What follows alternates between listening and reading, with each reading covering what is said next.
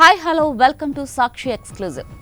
అమ్మవారిని మనం కోరుకున్న రూపంలో మనసుకు నచ్చిన భావంతో పూజించుకుంటాం. కానీ ఆదిశక్తికి ఒక స్థిరమైన రూపం అంటూ ఏముంటుంది? ప్రపంచంలో ప్రతి రూపు ఆమెదే కదా. భావాతీతం గుణాతీతమైన అమ్మవారిని అగ్ని రూపంలో కొలుచుకునే ప్రదేశం ఒకటుంది. అదే హిమాచల్ ప్రదేశ్లోని కాంగ్రా జిల్లాలో ఉన్న జ్వాలాముఖి ఆలయం. దక్షయజ్ఞం తర్వాత సతీదేవి తనను దహించి వేసుకుందని, అలా దహించుకుపోయిన శరీరం 18 ఖండాలుగా భూమి మీద పడిందని చెప్తారు కదా.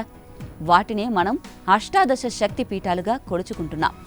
మరికొందరేమో 51 ప్రదేశాలలో అమ్మవారి ఖండిత భాగాలు పడ్డాయని నమ్ముతారు.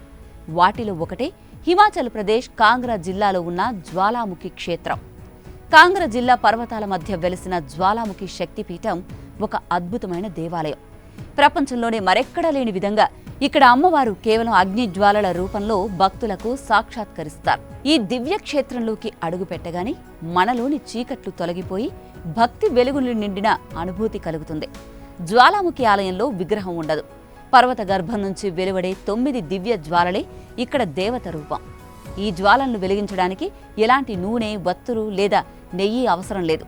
వందల సంవత్సరాలుగా భూగర్భం నుంచి నిరంతరం స్వయంగా ఉద్భవిస్తూనే ఉన్న ఈ జ్వాలలను భక్తులు సాక్షాత్తు దేవి స్వరూపంగా జీవజ్యోతిగా కొలుస్తారు. సైంటిస్టులకు, పరిశోధకులకు కూడా ఈ జ్వాలలు ఎలా వెలుగుతున్నాయో ఇప్పటికీ అంతుచిక్కని రహస్యమే.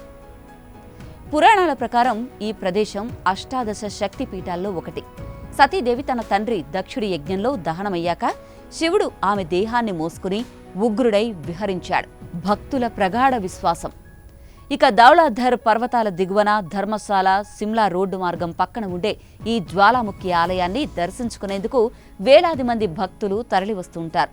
అగ్నిహోత్రంలో వెలుగుతున్న అమ్మవారి రూపుని దర్శించుకుని పునీతులవుతూ ఉంటారు.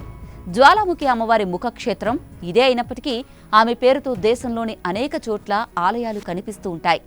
ఉత్తరప్రదేశ్లోని శక్తిసాగర్ ఆలయం, ముక్తినాథ్లోని జ్వాలామాయి ఆలయం వీటిలో ప్రముఖమైనవే. ఉత్తరాదిలోని చాలా కుటుంబాలు జ్వాలాముఖి దేవిని తమ కులదేవతగా భావిస్తూ ఉంటారు. ఇదండి జ్వాలాముఖి ఆలయ మిస్టరీ. మరి ఈ మొత్తం ఎపిసోడ్పై మీరేమంటారు? మీ అభిప్రాయాన్ని కామెంట్ చేయండి. This is Aruna signing off.